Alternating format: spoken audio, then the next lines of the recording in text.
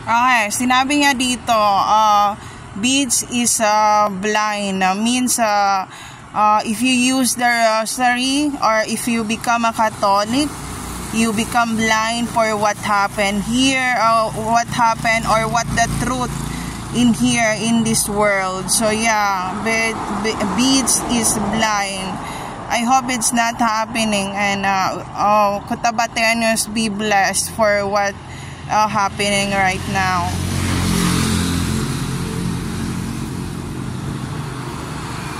Alam niyo anong meaning nung sa taas? Sinabi niya 3:16 suck it o blow it or fuck it. So that's the meaning of it said fuck you Chinese. It means it said about the meaning of the art. So fuck yourself. Asian become rich because we are not lazy to be rich, and you become poor because you always sleeping 24/7.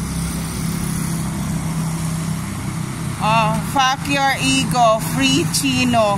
There's no free cappuccino in Starbucks.